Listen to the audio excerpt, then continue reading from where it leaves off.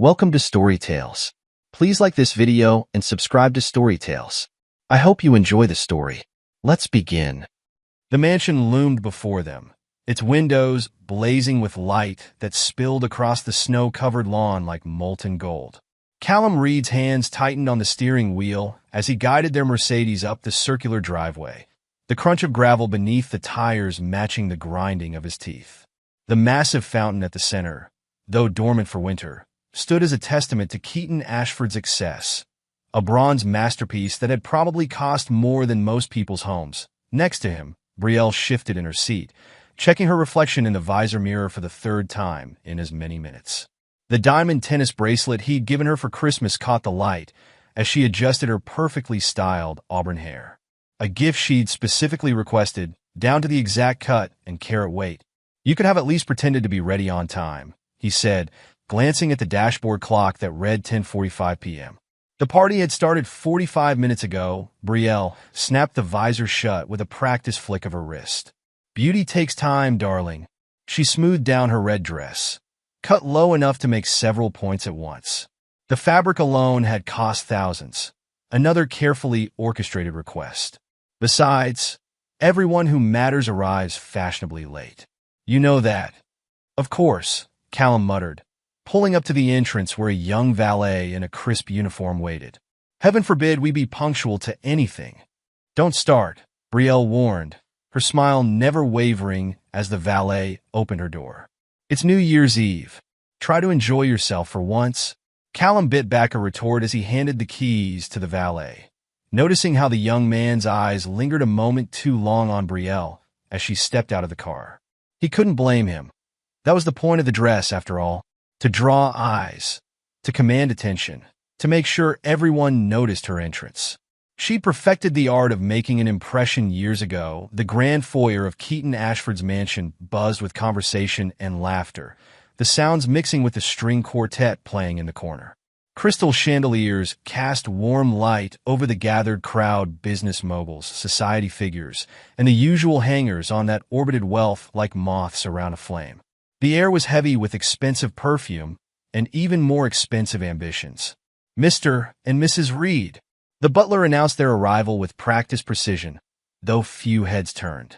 Most of the guests were too engaged in their own dramas to notice new arrivals, even fashionably late ones that a waiter glided past with a tray of champagne flutes, and Brielle snagged two with practiced ease. "Here," she said, handing one to Callum. "Loosen up a little." Before he could respond, a booming voice cut through the ambient noise. "Callum, Brielle." Keaton and Ashford approached them with the easy confidence of a man who owned not just the room, but everyone in it. His tailored tuxedo probably cost more than some of his employees made in a month, and his smile was as practiced as everything else about him. "I was starting to worry you wouldn't make it," Keaton said, his perfect white teeth gleaming under the chandelier light. He extended his hand to Callum, the grip calculated firm enough to suggest strength, but not so firm as to be challenging. Callum returned the handshake, noting the perfect manicure, the designer watch, the way Keaton's other hand came up to clasp his shoulder in a gesture of false intimacy. "Traffic was terrible," he lied, watching as Keaton turned to Brielle. "You look absolutely stunning," Keaton said, bringing her hand to his lips in a gesture that walked the line between social grace and something more intimate. "That dress is spectacular. Red is definitely your color." "You're too kind," Brielle purred, her fingers lingering in Keaton's grip a moment longer than necessary. Her body angled toward him almost imperceptibly, a subtle shift that spoke volumes to anyone paying attention. "But the party is even more spectacular. You've outdone yourself this year." "Well, I believe in ending the year with a bang," Keaton replied, his eyes traveling over Brielle in a way that made Callum's jaw tighten. "And beginning the new one with even more excitement."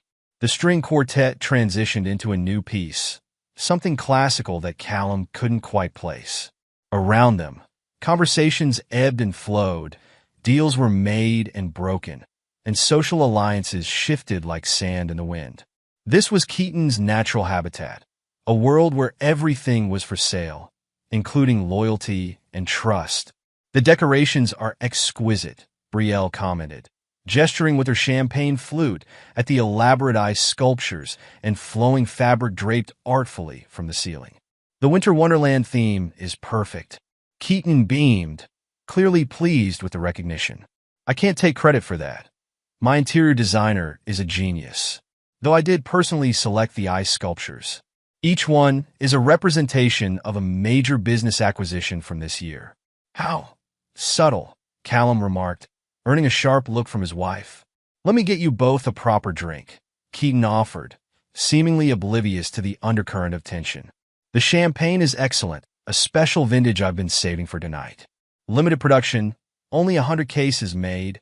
Actually, Callum interrupted, watching the way Brielle's eyes kept darting to Keaton's face. I'll get our drinks. You two catch up?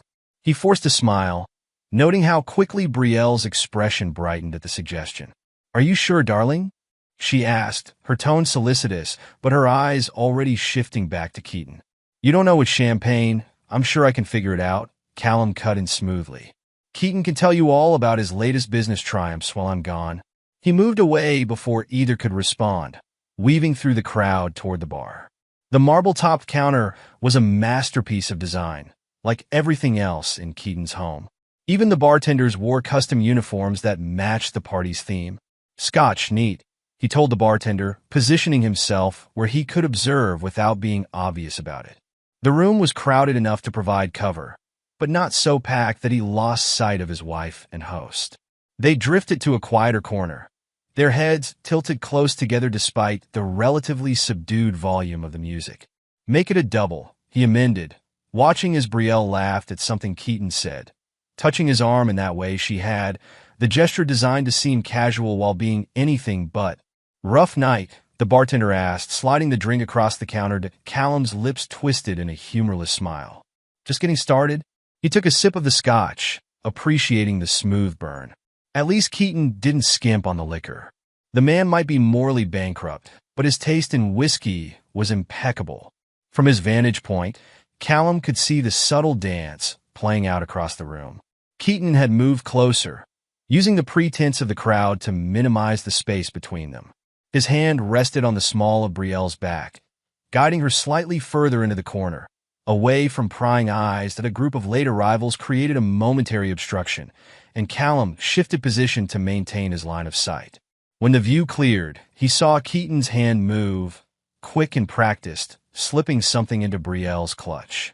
A note, small enough to be discreet, but large enough for Callum to spot from his position. Brielle's smile never faltered, her reaction so smooth it had to be rehearsed. The realization hit him like a physical blow, though he maintained his outward composure. This wasn't the beginning of something. It was the continuation. How long had this been going on? How many other notes, other moments, other secrets had he missed while telling himself he was being paranoid? Another? The bartender asked.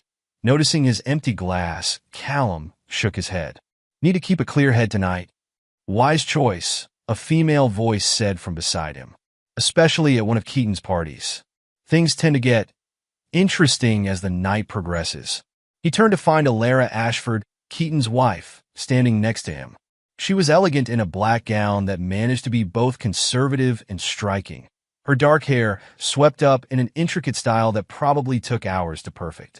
But it was her eyes that caught his attention, sharp, observant, and currently fixed on the corner where her husband and Brielle were still engaged in their intimate conversation.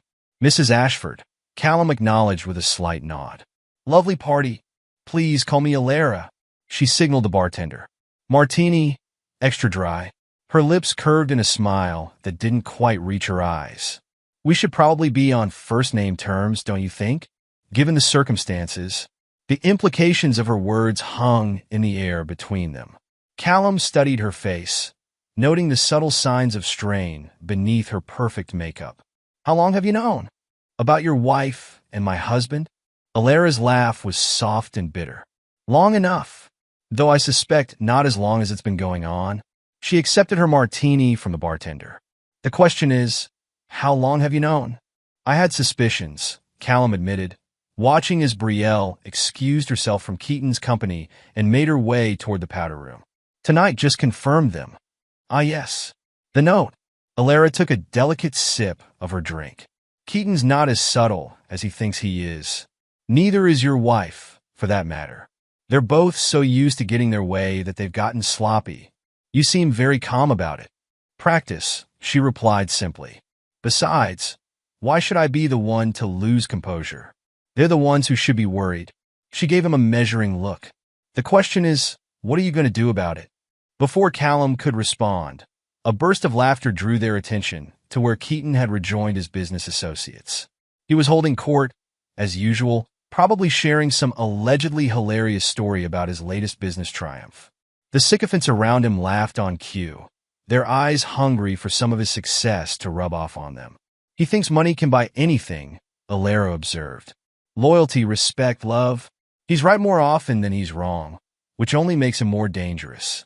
And Brielle? Your wife. Alara's smile was sharp. She's playing the same game, just from a different angle. The devoted wife, always pushing for more, better, richer. I've watched her work her way through our social circle, always trading up. You were supposed to be her final stop, weren't you? The successful businessman who could give her everything she wanted until someone better came along, Callum finished, his voice hard. Don't take it personally, Alara advised. It's never personal with people like them. It's just business. Advancement. The next rung on the ladder. They watched in silence as Brielle emerged from the powder room, her red dress drawing eyes as she moved through the crowd. She paused to chat with various guests, her smile bright and practiced, but her path was clearly taking her back toward Keaton's group. The note's in her clutch, Callum said quietly. Whatever they're planning, the evidence is right there. Alara's perfectly manicured nails tapped against her martini glass. Evidence is only useful if you know how to use it. She gave him a sidelong glance. Do you? Before he could answer, Brielle spotted him and changed course, heading their way. Her smile remained fixed, but there was a flicker of something concerned? Annoyance? In her eyes when she saw him talking to Alara. I should mingle, Alara said, straightening. But Callum? She waited until he met her gaze. Whatever you decide to do, make it count. People like them only learn when the lesson is memorable. She glided away just as Brielle reached them, leaving a wake of expensive perfume and unspoken possibilities. Brielle watched her go, her expression carefully neutral. Having a nice chat? She asked, her tone light but her eyes sharp. Just enjoying the view, Callum replied, noting how her clutch was now held close to her body, the notes safely hidden away. Alara was telling me about the party preparations. Apparently, it takes quite a lot of work to create the perfect setting for whatever this is. The subtle emphasis on his last words made Brielle's smile flicker. What do you mean? Oh, you know. He gestured vaguely at the room. All this. The performances. The pretenses. The carefully orchestrated moments. He turned to face her fully. It must be exhausting, keeping track of all the lies. Brielle's perfectly manicured nails dug into her clutch, her knuckles whitening beneath her fake tan. I don't know what you're implying, but you're being ridiculous. Maybe you've had too much to drink. Actually, I'm completely sober, Callum replied, his voice dropping to ensure only she could hear him. Which is why I can see everything so clearly now. The little touches, the private jokes, the way you position yourself in the room to always be in his line of sight. It's quite a performance. You're imagining things? Brielle's eyes darted around the room, checking to see if anyone was within earshot. This is neither the time nor place for your paranoid accusations. A waiter passed by with fresh champagne, and Callum smoothly intercepted 2 glasses, offering one to his wife. On the contrary, I think this is exactly the right time and place. After all, isn't this where you do your best work? In public, where everyone can see the perfect wife, the social butterfly, while behind the scenes. Stop it, she hissed, taking the champagne with a slightly trembling hand. You're embarrassing yourself. Am I? That's not what the note in your clutch would suggest. He watched as her face paled slightly beneath her makeup. Oh yes, I saw that little exchange. Keaton's not as subtle as he thinks he is. Then again, neither are you. Across the room, the string quartet began a new piece, something slow and tense that perfectly matched the moment. Brielle took a long sip of champagne, clearly trying to compose herself. When she spoke again, her voice had that practiced smoothness she used when trying to manipulate a situation. Darling, you're stressed. Work has been difficult lately, I understand. But these accusations are beneath you. She reached up to adjust his tie, a gesture that would look affectionate to any observers. Let's just enjoy the party. Callum caught her wrist before she could complete the motion. Don't, he said quietly. Don't try to play me like one of your social climbing games. I'm not one of your targets anymore. You're hurting me, she protested, though his grip was loose enough that they both knew it was a lie. No, I'm not. But I am hurting your plans, aren't I? He released her wrist. How long have you been setting this up? Months? Years? Carefully positioning yourself, making connections, always looking for the next better option? Before she could respond, a familiar voice interrupted them. Everything all right here? Keaton had appeared beside them, his perfect smile in place, but his eyes sharp with concern. Everything's fine, Brielle said quickly, too quickly. Callum's just had a bit too much to drink. Actually, Callum turned to face Keaton, noting how the other man instinctively moved closer to Brielle. We were just discussing notes. Keaton's smile flickered for just a moment. Notes? Yes. You know, those little pieces of paper people pass when they think no one's watching. Usually containing information they'd rather keep private. Callum's voice remained conversational, but there was an edge to it that made both Keaton and Brielle tense. I'm afraid I don't follow, Keaton said, trying to maintain his composure while his eyes darted to Brielle's clutch. No. Let me be clearer then. Callum stepped closer, his voice dropping to ensure their privacy. I saw you slip that note into my wife's bag. Just like I've seen the looks, the touches, the convenient business meetings that always seem to run late. Callum, please, Brielle interjected, her voice taking on a desperate edge. You're making a scene? A scene? He laughed softly. Oh, we haven't even started the scene yet. That comes later, when everyone finds out what their perfect host and my devoted wife have been planning behind closed doors. Keaton's practice charm was cracking, revealing something harder and colder beneath. I don't know what you think you saw, but I suggest you carefully consider your next words. Accusations like that can have consequences. Threats, Keaton? Really? Callum's smile was razor sharp. You might want to save those for your business dealings. Though from what I hear, those aren't going as smoothly as you'd like everyone to believe. That hit home. Keaton's face flushed slightly, his carefully maintained facade slipping. You don't know what you're talking about, don't I? It's amazing what people will tell you when they think you're not paying attention. When they assume you're just another clueless husband, too trusting to see what's happening right in front of him. Callum's gaze shifted between them. But I've seen everything. Every careful manipulation. Every calculated move. A small crowd had begun to gather nearby, attracted by the rising tension even if they couldn't hear the actual conversation. Brielle noticed them too, her social instincts kicking in as she tried to salvage the situation. Perhaps we should take this somewhere private, she suggested, her voice strained. Why? Isn't this what you wanted? An audience? Callum gestured at the gathering crowd. After all, you've been performing for them all night. Why stop now? You're drunk, Keaton declared loudly, obviously trying to discredit him to any listeners. Let me call you a car. I haven't touched a drop since that first scotch, Callum replied calmly. I wanted to make sure I had a clear head for this moment. When everything finally comes out in the open, Alara appeared at the edge of the group, her expression unreadable as she observed the unfolding drama. Her presence seemed to unnerve Keaton more than anything else had. This is ridiculous, Brielle declared, clutching her bag tighter. I'm going to powder my nose. Again? But you just went. Callum's hand shot out, catching her arm. Could it be you need to dispose of something? A certain piece of paper, perhaps? Let go of me, she hissed, trying to pull away without drawing more attention. Or what? You'll make a scene? Go ahead. He released her arm. I'm sure Keaton's wife would be very interested in what you have to say. She seems like a perceptive woman. As if on cue, Alara stepped forward. Is everything all right here?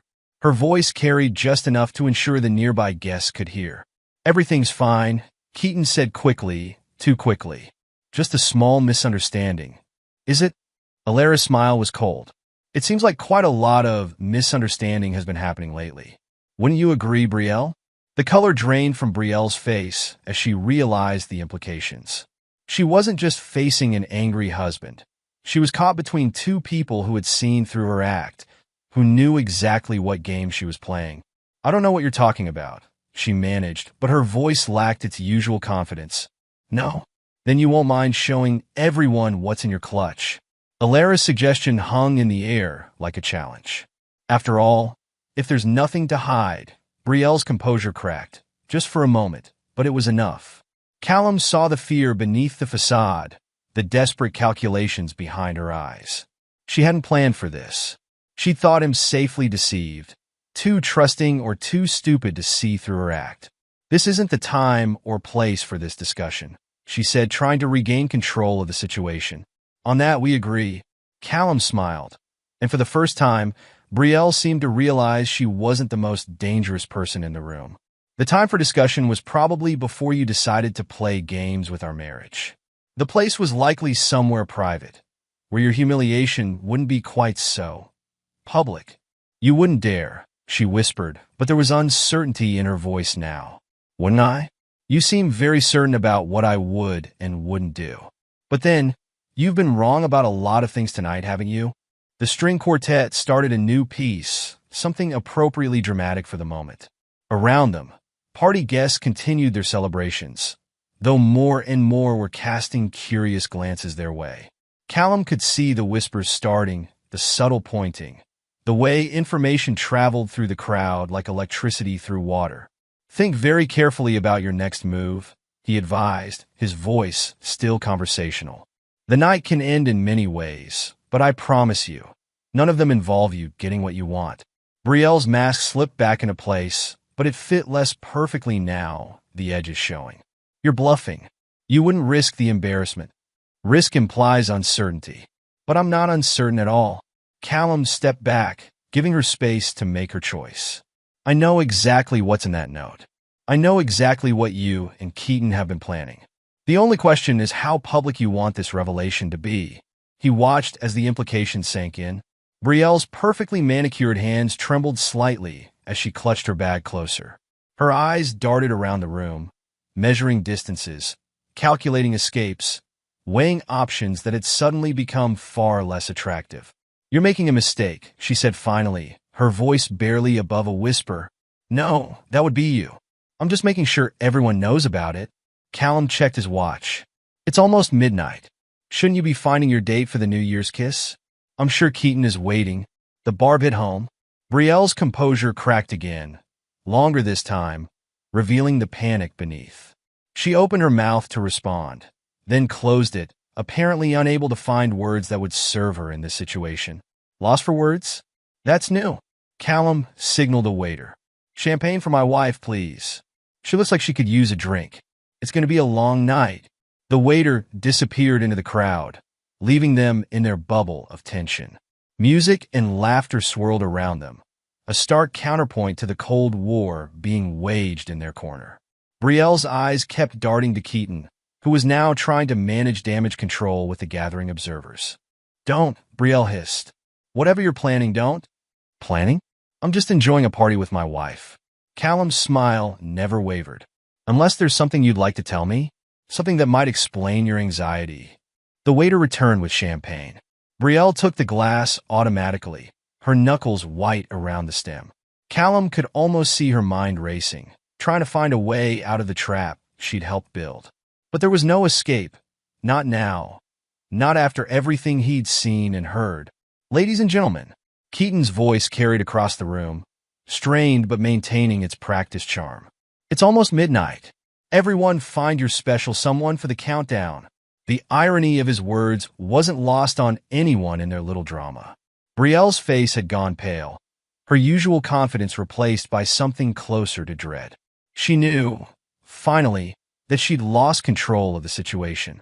Everything she'd carefully planned was about to unravel. "Shall we join the crowd, dear?" Callum offered his arm with mock gallantry.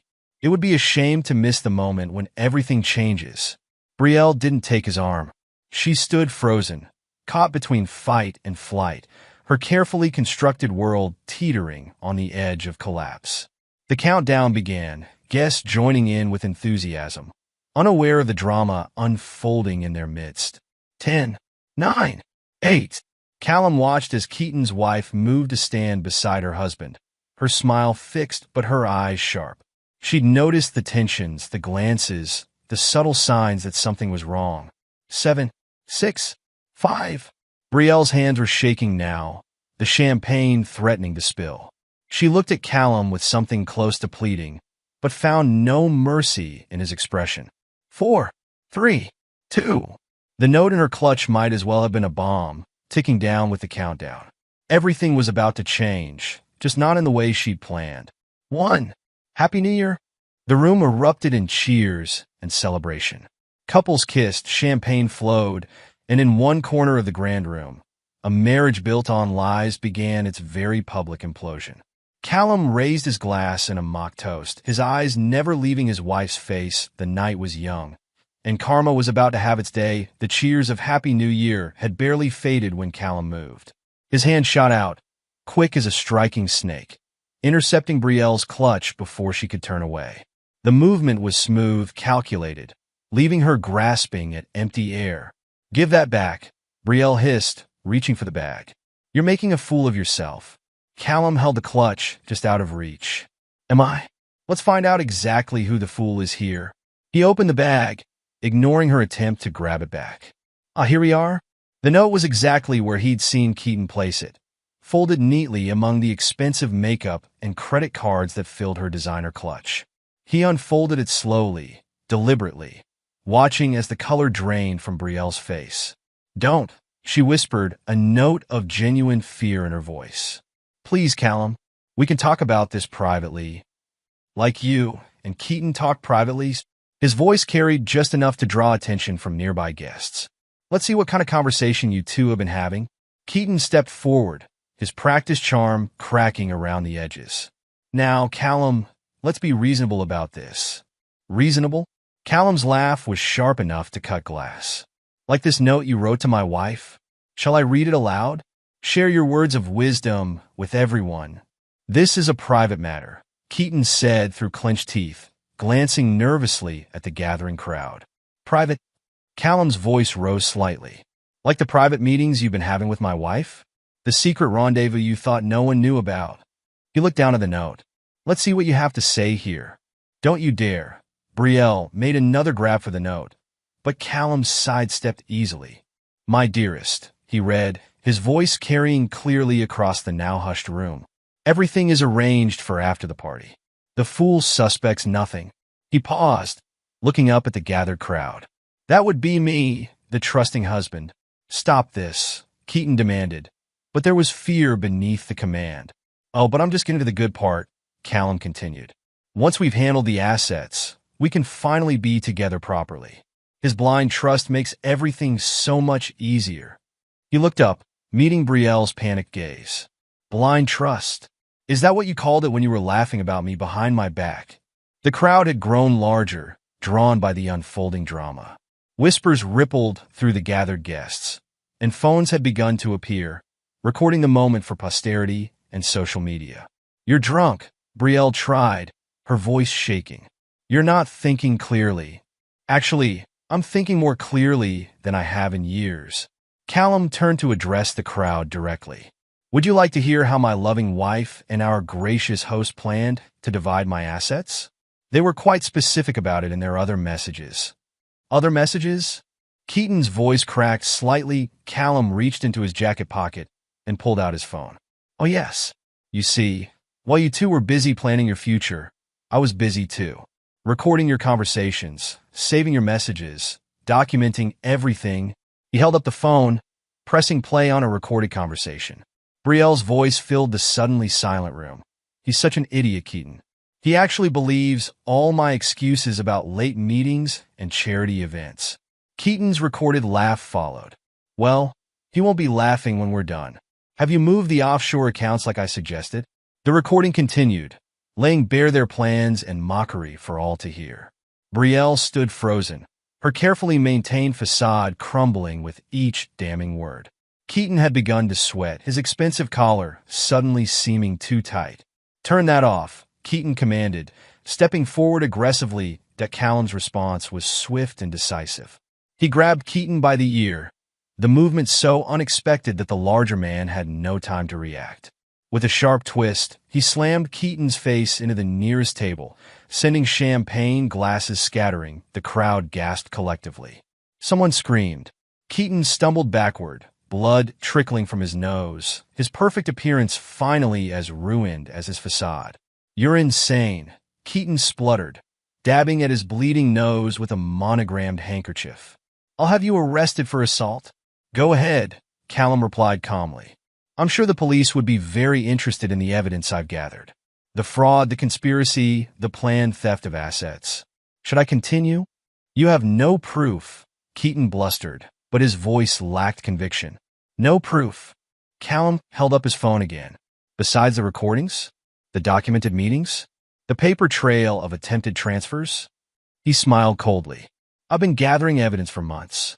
Every conversation, every secret meeting, every attempt to access my accounts." "You were spying on me?" Brielle's voice shook with indignation. "Spying implies secrecy," Callum corrected. "I was simply paying attention. Something you assumed I was incapable of doing." He turned to the gathered crowd. "Would anyone else like to hear how these two plan to celebrate the new year? There's quite a lot of interesting material." "That's enough," Keaton shouted, his composure completely shattered. "No," a new voice cut through the tension. "It's not nearly enough." Alara Ashford stepped forward, her elegant gown rustling as she moved to stand beside Callum. Her eyes were fixed on her husband, cold and calculating. "Please continue," she said to Callum. "I'm particularly interested in hearing about those offshore accounts my husband mentioned. The ones I wasn't aware existed." The night was about to become much longer for everyone involved that Alara's heels clicked against the marble floor as she circled her husband, each step deliberate and predatory. "Offshore accounts, darling? How fascinating. And here I thought we had full financial disclosure in our prenup." "Alara, this isn't the time," Keaton started, still dabbing at his bleeding nose. "Oh, I think this is exactly the time." She turned to Callum. "You mentioned recordings. Would you mind sharing more? I'm particularly interested in any discussions about asset distribution." Callum adjusted his phone's volume, ensuring everyone could hear clearly. Keaton's voice filled the room. "Once we've moved everything offshore, we'll be untouchable. The dummy corporations are already set up." "You were recording me?" Keaton's face had gone from red to purple. "That's illegal." "Actually," Callum replied smoothly, "in this state, only one party needs to be aware of the recording. Business law basics. Something you should know, considering how often you use it to your advantage." One of Keaton's business partners, a stern-faced man in an expensive suit, stepped forward. "Dummy corporations, Keaton? Would these be related to the investment opportunities you've been pushing on us?" "Marcus, this isn't what it sounds like," Keaton tried, but another recording cut him off. "Those idiots will invest anything if we dress it up right," Keaton's recorded voice laughed. "By the time they realize the companies are shells, we'll be long gone." The reaction was immediate. Several of Keaton's business associates began shouting at once, their faces contorted with rage. Marcus pulled out his phone, already dialing his lawyer. "I'm withdrawing every penny," he announced loudly. "And I suggest everyone else do the same before there's nothing left to withdraw." "No, wait." Keaton reached for Marcus's arm. "Let me explain." "Take your hand off me," Marcus growled, "unless you want a matching injury on the other side of your face." Brielle tried to use the chaos to slip away, but Callum's voice stopped her. "Going somewhere, dear? But you haven't heard your best performance yet." "What are you talking about?" she demanded, but her voice trembled. Callum pressed play again. This time, Brielle's laughter rang out. "Once we've cleaned out his accounts, we'll have enough to disappear completely. No more pretending to love him. No more playing the devoted wife." The crowd's murmuring grew louder. Brielle's face had gone chalk white, her carefully applied makeup now looking more like a mask than enhancement. "You recorded everything," she whispered. "Everything," Callum confirmed. "Every meeting in hotel lobbies, every late-night phone call, every charity event that mysteriously had no online presence." He turned to address the crowd. "Would anyone like to hear about the fake charity they set up to launder money? It's quite an interesting scheme." "I think we've heard enough," a new voice cut in. Ronald Chun, head of the city's largest investment firm, stepped forward. Keaton, consider all deals with my company terminated, effective immediately. Ron, please, Keaton pleaded. We've been friends for 20 years. Friends don't steal from friends, Ronald snapped, or try to destroy their reputations for profit. He pulled out his own phone. I'm calling an emergency board meeting. Tonight. Everyone needs to know what you've been planning. Keaton lunged for Ronald's phone, desperation overwhelming his usual calculated demeanor. You can't do this to me. The movement was a mistake. Ronald's security detail, who had been watching from the edges of the crowd, immediately stepped in. They grabbed Keaton, their grips professional and unyielding. Actually, Ronald said coldly, I can do exactly this to you. And it's just the beginning. Brielle chose this moment to try another escape attempt. I need some air, she announced, turning toward the terrace. Running away. Alara's voice cut through the chaos. But we haven't even discussed the jewelry yet. Brielle froze. What jewelry? The pieces you've been slowly stealing from my private collection during your friendly visits to comfort me about my supposedly unfaithful husband. Alara's smile was razor-sharp. Did you really think I wouldn't notice? I cataloged every missing piece, documented every visit. The police will be very interested in the correlation. You have no proof, Brielle shot back, but her hand unconsciously went to the diamond necklace she wore. That necklace, for instance, Alara continued. The one you're wearing right now. Did you think I wouldn't recognize my grandmother's diamonds? The ones that mysteriously disappeared after your last supportive visit. The crowd's attention shifted to Brielle's necklace, phones coming up to capture images of what was now evidence. Brielle's hands flew to the clasp, frantically trying to remove it. Leave it on, Callum commanded. It's evidence now, just like everything else you've taken. I didn't take anything, Brielle protested. Keaton gave me, she stopped abruptly, realizing her mistake too late. Alara's laugh was cold enough to freeze champagne. Gave you? My family heirlooms? Alara turned to the security team, still holding Keaton. Did you hear that, gentlemen? My husband has been giving away stolen property. I wonder what else he's been distributing without permission. That Keaton's struggles renewed. You're twisting everything. No, Callum corrected. We're just finally showing everyone the truth. The real you. Both of you. He turned to Brielle. Speaking of truth, would you like to explain to everyone why you've been meeting with my company's competitors? Or should I play those recordings too? Brielle's composure shattered completely. You don't understand. I deserved better than what you could give me. Keaton promised what? Callum's voice was deadly quiet. That you'd be rich? That you'd never have to work again? That all your dreams would come true once you helped him steal everything I've worked for? The silence that followed was deafening. Even the security team had stopped moving, caught up in the unfolding drama. Well, Callum pressed. Tell everyone what he promised you. What was worth betraying our marriage, destroying my reputation, and throwing away any shred of dignity you might have had? Brielle's answer was lost in a sudden commotion near the entrance. Police officers were making their way through the crowd, their badges catching the light from the chandeliers. Perfect timing, Alara remarked. I called them an hour ago when I saw that necklace around your neck. Theft over a certain value becomes a felony. You know, the night was far from over, and the worst was yet to come for both Keaton and Brielle. The police officers moved through the crowd with practiced efficiency, their presence adding a final, devastating layer to the evening's entertainment. Detective Morris, a sharp-eyed woman in a practical pantsuit, took in the scene with professional interest. Mrs. Ashford, she addressed Alara. You reported stolen jewelry? Yes, Alara replied, gesturing to Brielle. That necklace she's wearing for starters, along with several other pieces taken from my private collection over the past few months. I have photographs, documentation, and security footage of every visit she made to my home. Brielle's hands flew to the necklace again. This is all a misunderstanding. Keaton gave these to me. Tell them. She turned desperately to Keaton, who was still held by security.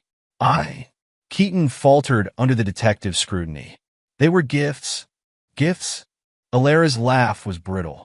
From my personal safe? The one only you and I have access to? She turned to Detective Morris. I'd be very interested in hearing how my husband explains accessing the safe on dates that coincide perfectly with Mrs. Reed's visits dates when I was conveniently out of town. That's not, Keaton started, but Detective Morris cut him off. Sir, I'd advise you to remain silent until you've spoken with your lawyer. She gestured to one of her officers. Please remove the necklace from Mrs. Reed. Carefully, it's evidence now. The officer stepped forward, and Brielle backed away. You can't do this. Callum, tell them this is just a misunderstanding. A misunderstanding? Callum's voice carried across the now silent room. Like how you misunderstood our marriage vows. Or how you misunderstood the meaning of loyalty. He pulled out a stack of papers from his inner jacket pocket. Perhaps you'd like to explain these to everyone? What are those? Brielle's voice had gone high with panic. Divorce papers, Callum announced, loud enough for everyone to hear. Already filed with the court. You'll notice all our joint assets have been frozen, pending investigation into financial fraud. The detective's eyebrows rose. Financial fraud? Yes, Callum turned to her. I have evidence of my wife and Mr. Ashford attempting to illegally transfer funds from both my personal and business accounts. Would you like to hear the recordings? Don't say another word, a new voice cut in. Martin Reynolds, one of the city's top criminal attorneys, pushed through the crowd. Keaton, I got your message. Whatever's going on here, what's going on, Ronaldson interrupted, is that your client has been running a sophisticated fraud scheme, using fake charities and shell corporations to steal from investors. Reynolds' face hardened. Those are serious accusations. With serious evidence, Callum added, holding up his phone. Would you like to hear Keaton explaining how he planned to disappear with the money? Or perhaps his detailed instructions to my wife about accessing my accounts? I said don't say another word. Reynolds snapped at Keaton, who had opened his mouth to protest. The lawyer turned to Detective Morris. If you're planning to question my client, it will have to wait until, actually, Morris interrupted, given the evidence of theft already visible. She nodded at the necklace, and the multiple witnesses to attempted assault. She gestured at Keaton's bloody nose and the security team still holding him. We'll need to take both Mr. Ashford and Mrs. Reed into custody now. They can contact their lawyers from the station.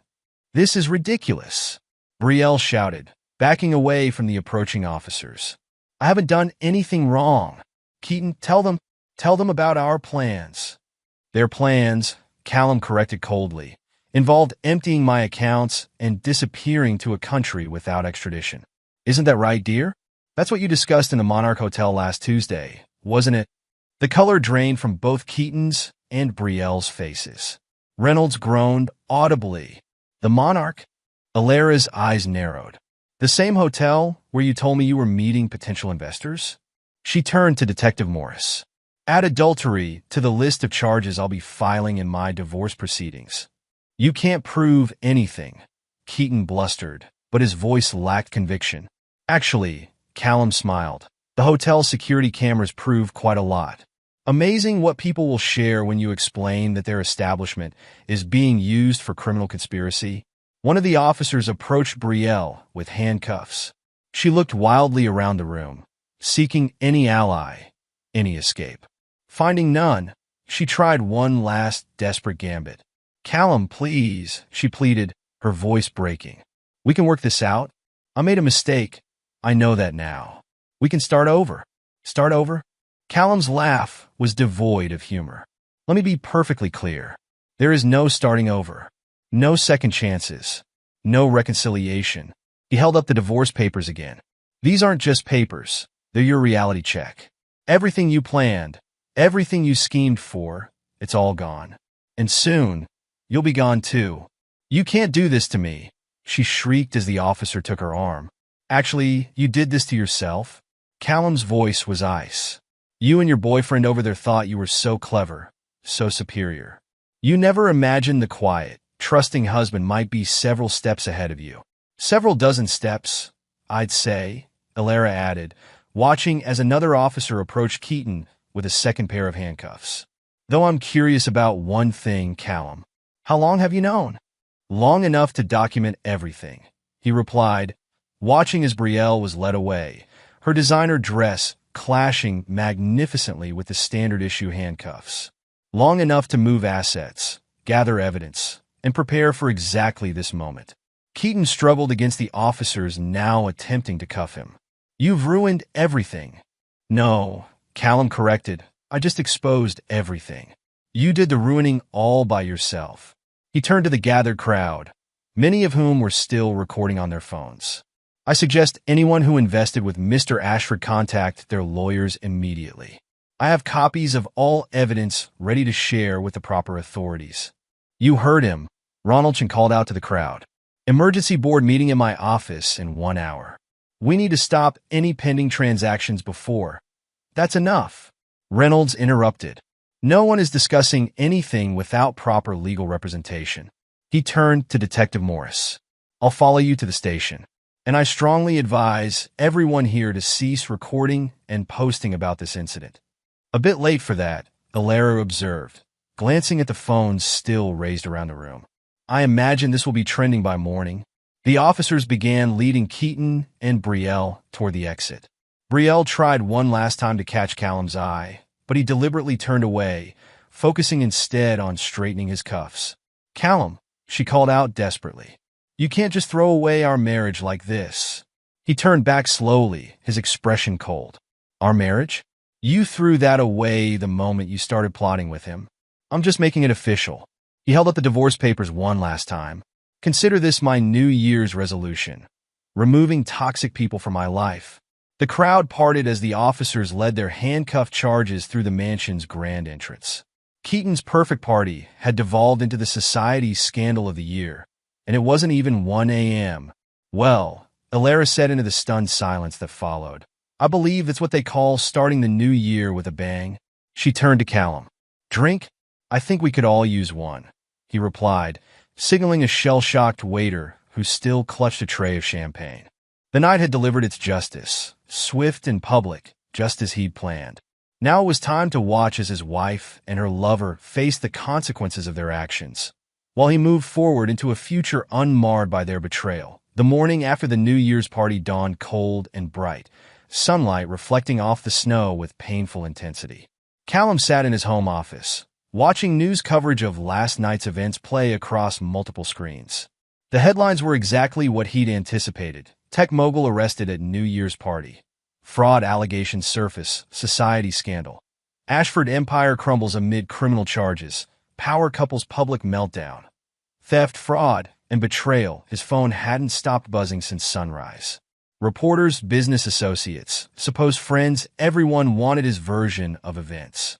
He ignored them all, focusing instead on the email from his lawyer confirming that all the necessary legal proceedings were in motion. That a knock at his office door pulled his attention from the screens. "Come in."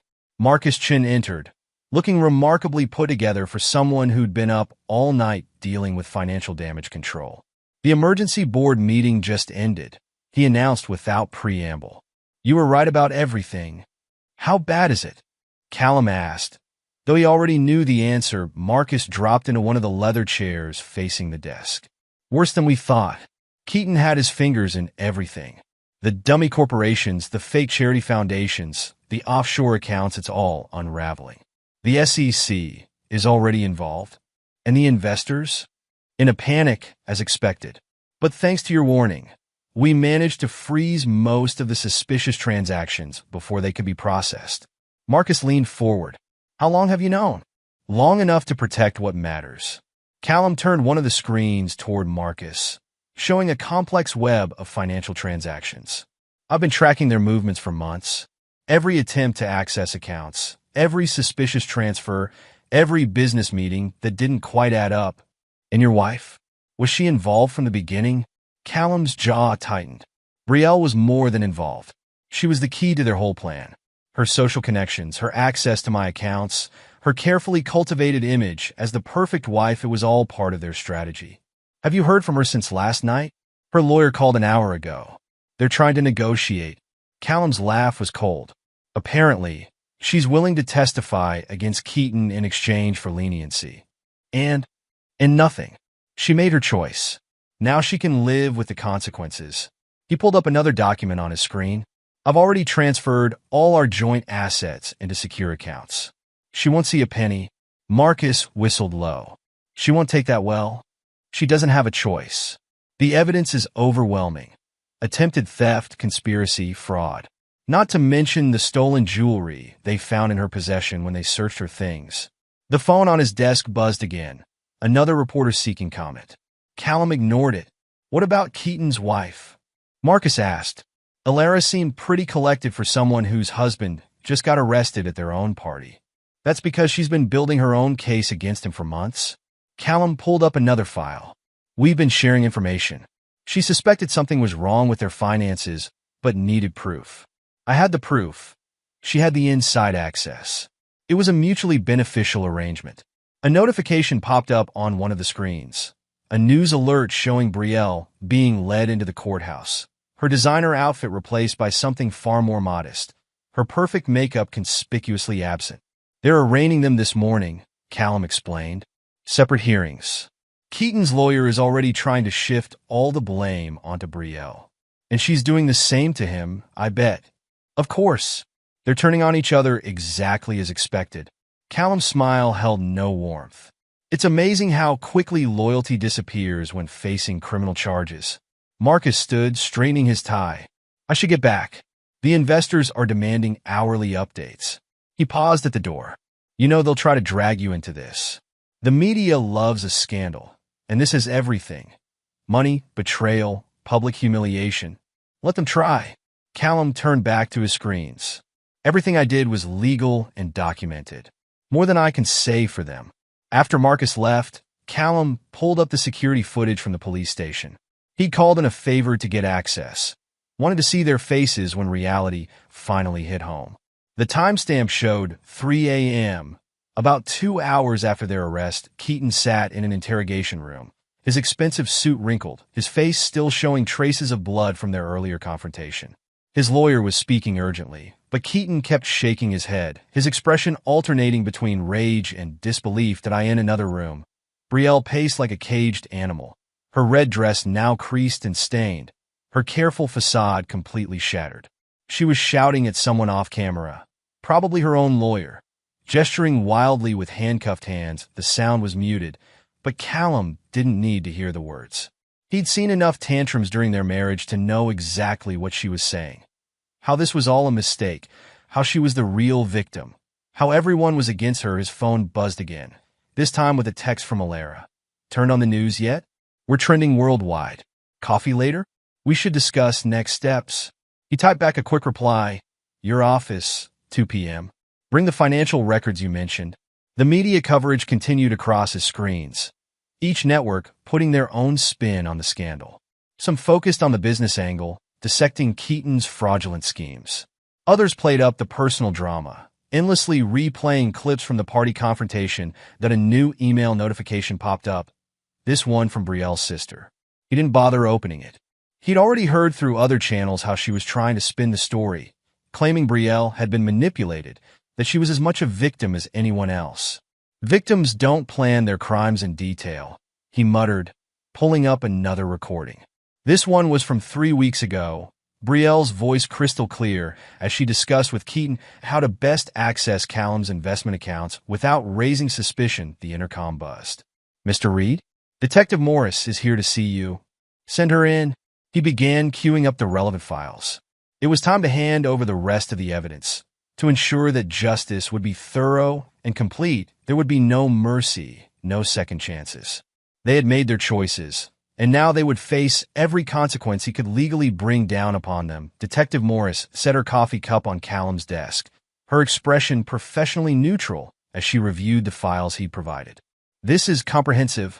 You've been planning this for months? Since the first suspicious transfer attempt, Callum confirmed, pulling up another document on his screen. Here's the timeline of events. Every meeting, every phone call, every attempt to access accounts they shouldn't have known existed. And this recording, she pointed to a file labeled Monarch Hotel, final meeting, their last planning session before the party. I had already alerted hotel security about potential criminal activity. They were more than happy to provide additional surveillance. The detective made another note in her file. Mr. Ashford's lawyer is already pushing for a plea deal. Claims his client was manipulated by your wife. Callum's laugh was sharp. Play the hotel recording. Listen to who was giving the instructions about offshore accounts and shell corporations. Keaton wasn't manipulated. He was the architect of everything. Before Morris could respond, Callum's intercom buzzed again. Mr. Reed? Mrs. Ashford, Miss Thompson is here. Send her in. Callum turned to the detective. You might want to hear this too. Alara entered, impeccably dressed as always, carrying a thick file folder. She nodded to Detective Morris before taking a seat. I just came from my lawyer's office. You'll never guess what they found in Keaton's private safe. More stolen jewelry? Morris asked. Better. Alara opened the folder. Detailed instructions for moving assets through a network of fake charities, including, she pulled out a document with familiar handwriting, notes in Brielle's hand about which of Callum's accounts to target first. Morris leaned forward. May I? Of course. I've already made copies for the prosecution. Alara handed over the document. They were getting sloppy near the end, so convinced of their own cleverness that they started leaving paper trails. Speaking of paper trails, Callum pulled up a new window on his screen. Have you seen the latest from their private messages? He turned the screen so both women could see. The messages were from just 2 days before the party. Brielle. Everything's ready. Once we have access to his main accounts, we can move quickly. Keaton. Perfect. The dummy corporations are set up. He'll never trace where the money went. Brielle. What about your wife? Any suspicions? Keaton. Alara? Please. She's as clueless as your husband. Clueless, Alara repeated, her voice dripping with contempt. I suppose that's why I've been documenting his suspicious activities for the past 6 months. A notification popped up on Callum's phone. A news alert showing Keaton being led from the courthouse after his arraignment. His lawyer was trying to shield him from the cameras, but the damage to his image was obvious. His usual confident swagger had been replaced by something closer to a hunted animal's gait. How did the arraignment go? Callum asked Morris. Not well for them. The judge denied bail for both Mr. Ashford and Mrs. Reed. Flight risk, given the evidence of planned disappearance and offshore accounts. They're being held separately, I assume? Alara's smile was sharp. Different facilities entirely. Though from what I hear, they're already turning on each other. Morris checked her notes. Mr. Ashford's latest statement claims your wife was the mastermind, that she approached him with the scheme. And let me guess, Callum said. Brielle's saying the opposite. She's claiming complete ignorance. Says she thought the meetings were about legitimate business opportunities. Morris shook her head. Her lawyer's trying to paint her as an unwitting pawn in Mr. Ashford's scheme. Play the cafe recording, Alara suggested. The one from last month? Callum pulled up the file. Brielle's voice filled the room. Once we've cleaned out his accounts, we'll need to move fast. I've already researched countries without extradition treaties. Keaton's connections will make setting up our new life easy. Our new life, Alara repeated. Interesting choice of words for someone claiming to be an unwitting pawn. Another news alert flashed across the screen. This one showing Brielle's lawyer making a statement outside the courthouse. The caption read, Reed claims coercion. My client was manipulated by Ashford. They're desperate, Callum observed, both trying to save themselves by sacrificing the other. Classic narcissist behavior, Alara noted. The moment their perfect plan failed, they turned on each other. Morris made another note in her file. We'll need copies of all these recordings for the prosecution. Already compiled. Callum handed her a secure drive.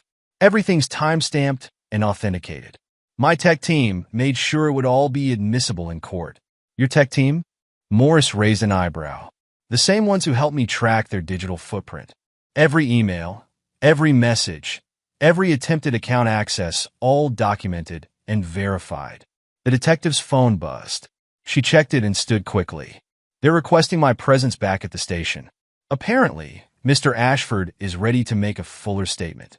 Let me guess, Alara said. He's finally realized how much evidence we have and wants to cut a deal. I can't comment on ongoing investigations, Morris replied, but her expression suggested Alara wasn't far off. Mr. Reed, we'll be in touch about your testimony. After she left, Alara turned to Callum. Have you seen the latest society pages? They're calling it the scandal of the decade. I've been avoiding most of the coverage. He gestured at his screens, though it's hard to miss completely. You should see what they're saying about Brielle. All her so-called friends are suddenly remembering suspicious behaviors, mysterious expensive gifts, inconsistencies in her stories. Rats deserting a sinking ship, more like vultures circling a carcass. Alara's smile was cold. The same people who enabled her social climbing are now competing to see who can distance themselves fastest. Callum's phone buzzed with another text, this one from Marcus. Board meeting in an hour. The SEC wants to interview everyone who had contact with Keaton's fake investment schemes. Speaking of interviews, Alara said, noticing the message, wait until you hear what Keaton's former business partners are saying. Apparently, several of them had suspicions, but were too intimidated by his reputation to speak up. Until now. Amazing how brave people become when they smell blood in the water. She stood, gathering her files. I should get back to my lawyer's office. We're filing additional charges based on what we found in the safe.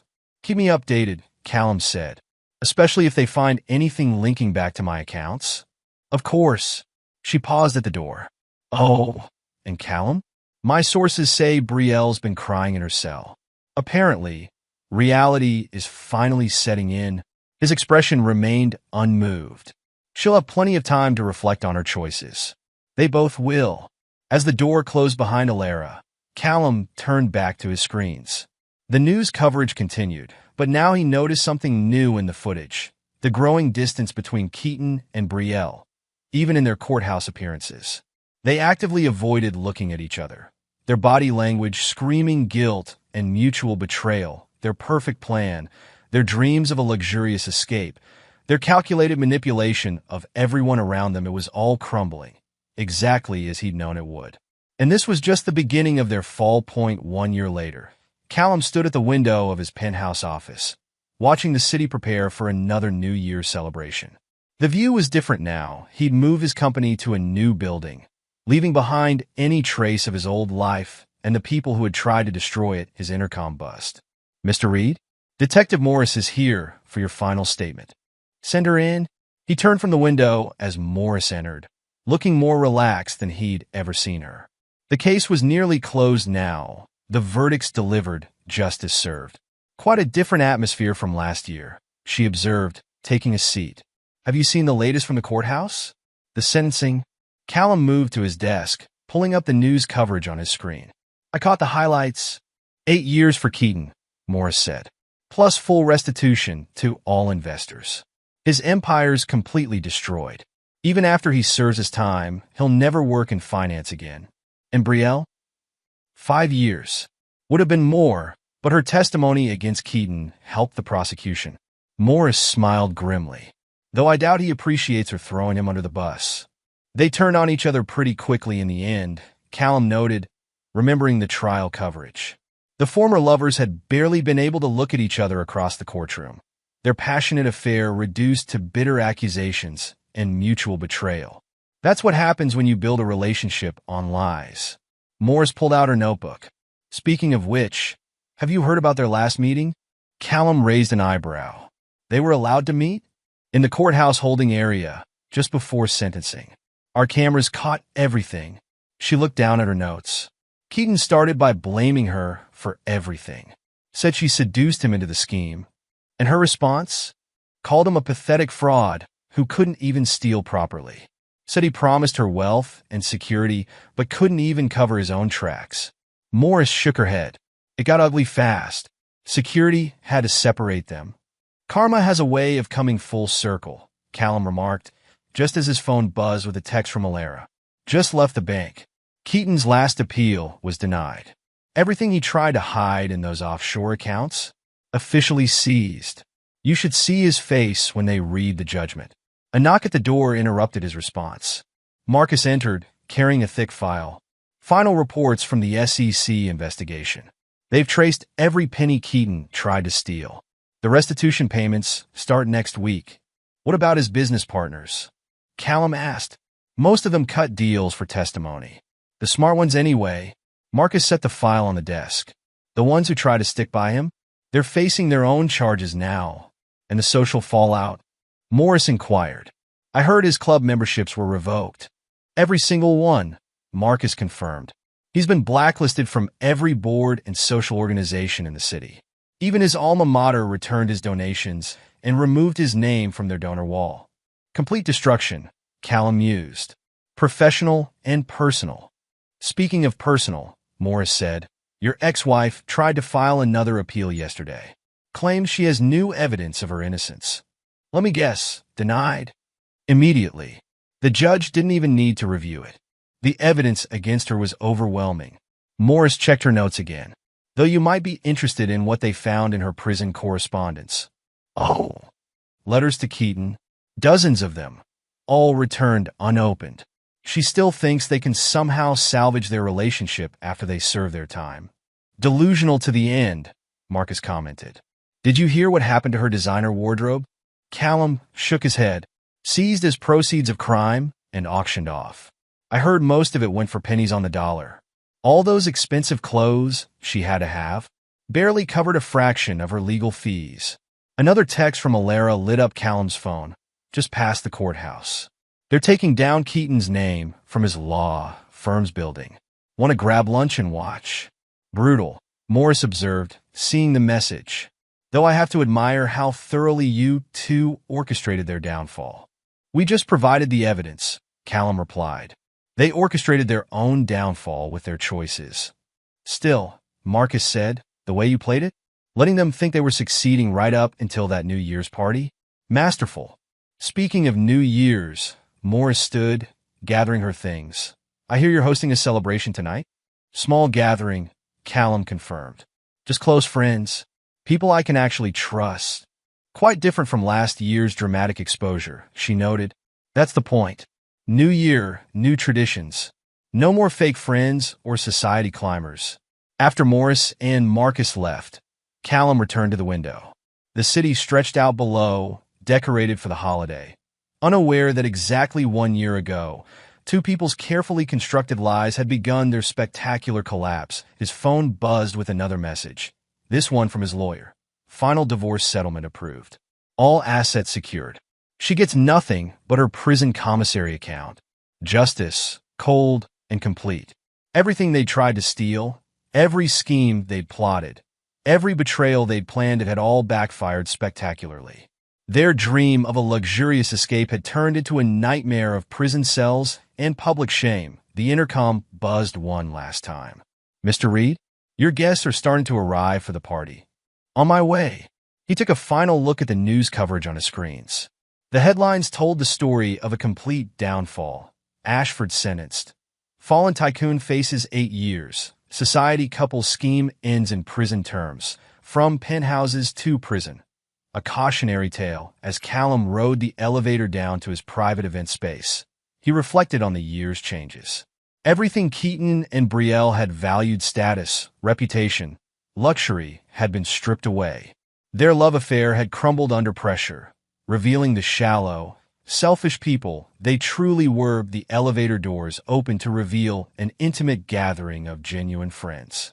No social climbers, no fake smiles, no hidden agendas. Just people who had proven their loyalty during the past year's storms. Almost midnight, someone called out, "Time for the countdown." As the group began counting down the seconds, Callum raised his glass. This New Year's celebration was different. Honest, genuine, untainted by lies or manipulation. He had emerged stronger, wiser, and completely free of the toxic people who had tried to destroy him. 5, 4, 3, 2, 1. Happy New Year! The cheers erupted, genuine and warm. Through the window, fireworks lit up the city sky, celebrating not just a new year, but for Callum, a new life. One built on truth, strength, and the sweet satisfaction of justice served. Karma had done its work, and done it well.